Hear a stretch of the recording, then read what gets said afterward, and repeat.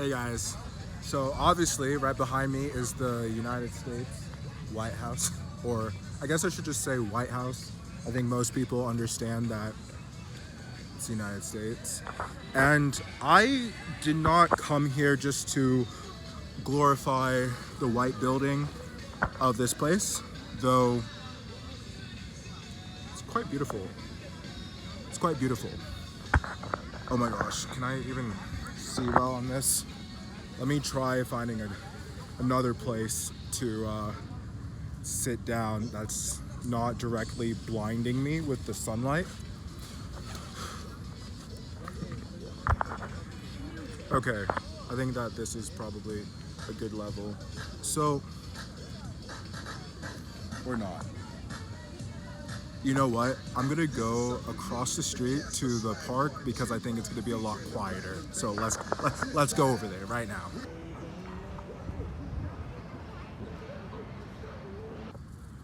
Okay, first of all, pardon my sweatiness. I just came back from the gym, but I've been thinking a lot about the emotional toll that the Israeli-Palestinian conflict has been having on people globally. Like you've seen protests from Washington D.C. to London to even parts of Tel Aviv where people were protesting and then immediately got arrested. And I think that the whole situation is very traumatizing, not just for obviously Gazans and Israeli, but people part of that diaspora, or is it diaspora? And it hits home personally for me because I mean I'm not Jewish, but my mom is part Jewish. I celebrated Hanukkah for many years until my parents separated. I learned about the Jewish faith amongst many others as a child. And so I have a lot of love and empathy and compassion for Jewish people and specifically Israelis. And when the terrorist attack happened on October 7th, it was horrific. I can't even put into words how shocked I was, how mortified I was. Actually, but I can't even say that I was shocked because obviously this conflict has been going on since the inception of the Israeli state, and it's just so awful that with the knowledge that majority of people across the spectrum want a ceasefire, our elected leaders are cowarding and they're deciding to have blind loyalty to one side. And I love Israel. I want to go there someday, and a lot of my friends are Jewish, have been to Israel, have come with stories about how wonderful the place is. Like, don't get me wrong, it's still got its problems. It's being controlled by a far-right authoritarian, Benjamin Netanyahu, and his government.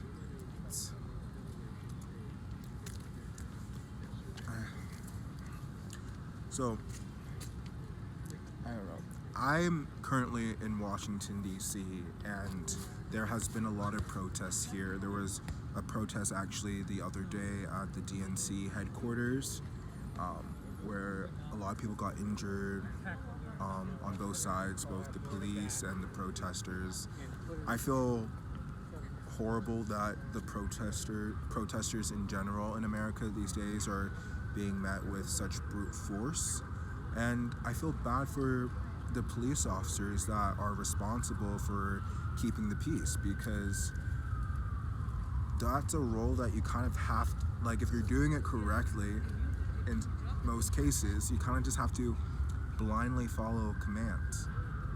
Whatever orders you're given, you have to enforce them, whether you morally, ethically agree with them or not. And so the fact that our elected leaders, specifically Joe Biden, is allowing the genocide of Palestinians to happen, and he's not listening to the majority of Americans who, at the bare minimum, wish for a ceasefire. And so it's just like his neglect and inability to be human, to empathize with the Palestinians, the fact that half Palestinians are 18, like half the population of Palestine is younger than I am. I'm 24. And so I think that that's a very real statistic for me. I would empathize with them even if the majority of them were 60, 80. But unfortunately, I can't even imagine a world where they would be able to live that long until like Benjamin Netanyahu and his government is removed from power, because it's been very clear from Obama, Trump, that Benjamin Netanyahu, as well as former leaders of former European Union leaders, that say like Benjamin Netanyahu does not want peace, and for whatever reason the West is supporting it, and the United States continues to send billions of dollars every year to support this apartheid regime. And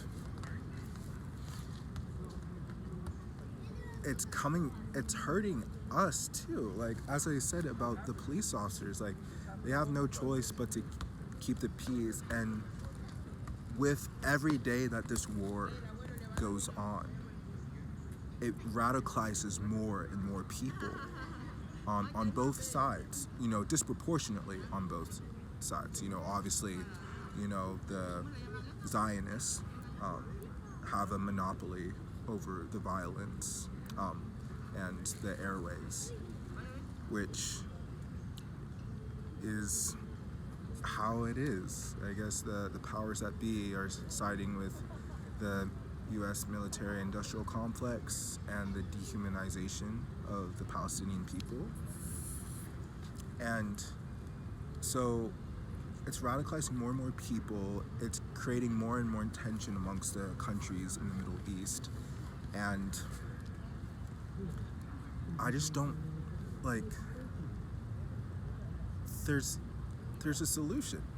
And that solution is ceasefire and not funneling billions of dollars to Israel, at least until they agree on a two-state solution. And I'm tired of hearing the talking points that, the Palestinians elected Hamas. That was into leadership. That was 2007, 2008 was the last time that they had democratic elections. And the majority of the people who are living today weren't even old enough to vote then. And it's just and you just see all of this persistent propaganda from the Israelis. And it's amazing to me how we're in a day and age now, and I think this is a lot to do with the internet and globalization, is that a lot of the tried and true propaganda techniques, it's just not getting through anymore. People are way more informed these days. They're way more compassionate and tolerant of others. And it's so infuriating to see that my government, the United States, is fundamentally failing on its supposed moral ideals. And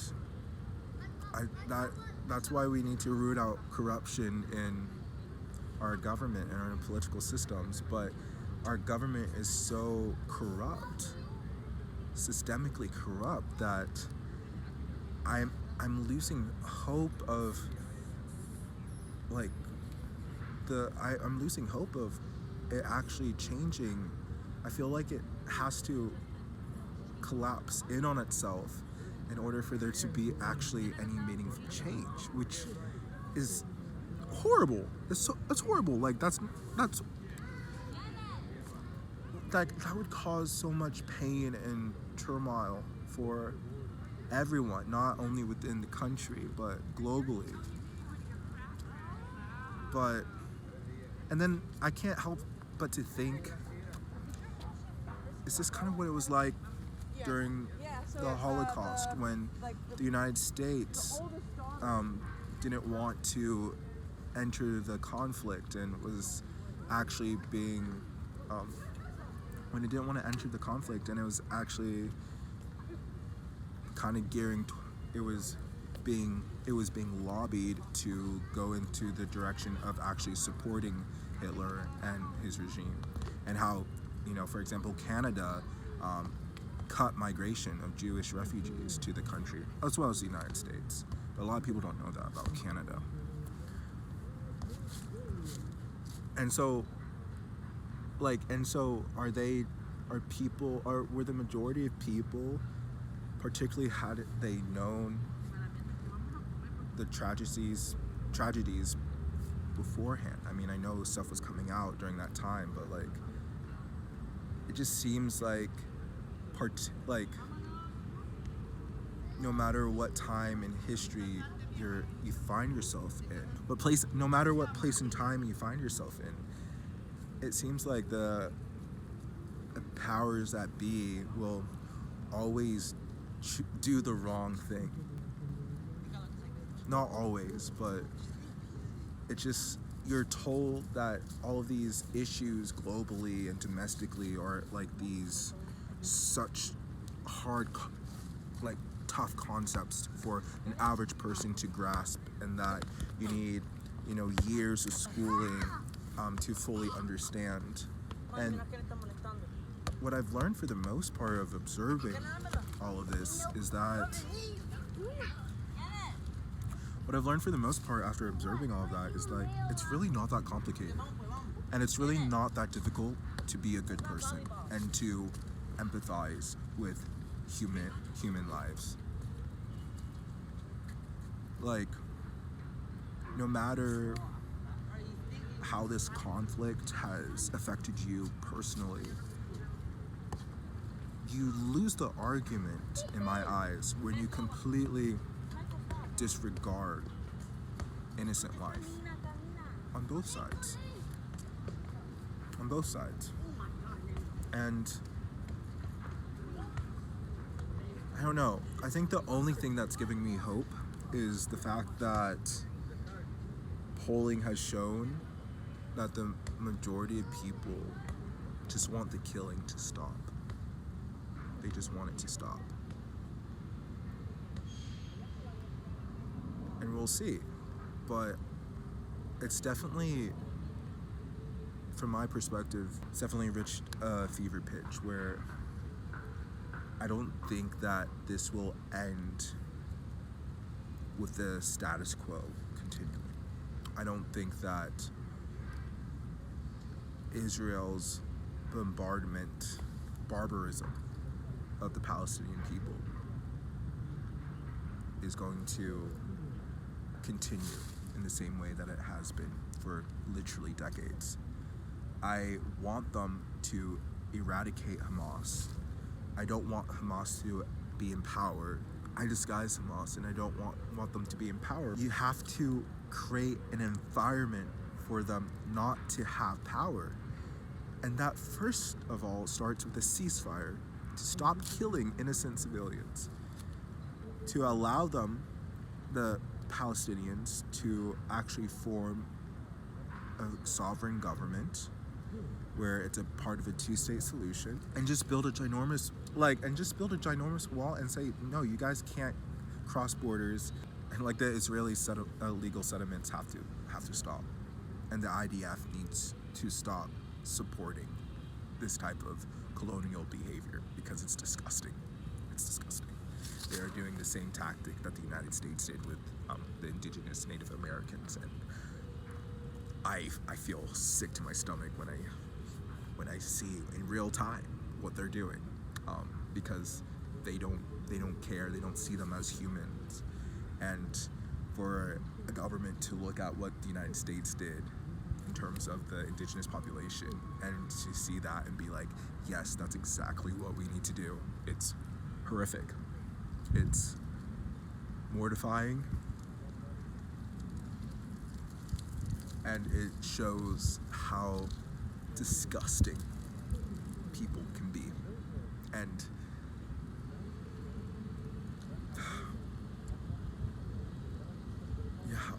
yeah. Israel, the state of Israel, the government of Israel, had everyone on their side. But now they are exploiting their already bad behavior in terms of the treatment of innocent civilians in Palestine. And they need to stop. They need to stop. They need to remove Benjamin Netanyahu out of power before he has a complete stranglehold over the Israeli government, which I think he already kind of does. But God willing, please, like, just get him out. So maybe just get him out. I don't know, I've kind of rambled on a lot about this, but it's an emotionally charged topic, and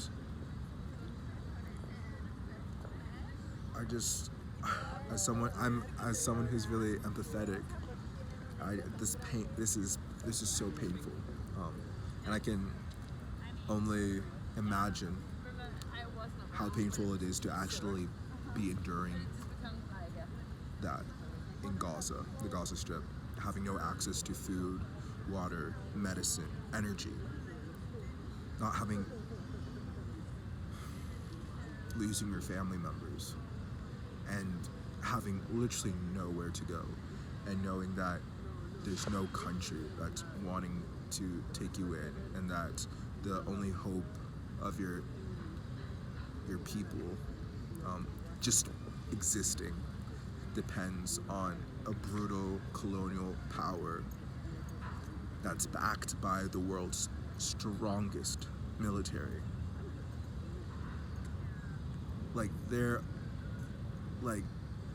It depends on whether or not they choose to stop abusing their dominance over the Palestinian people.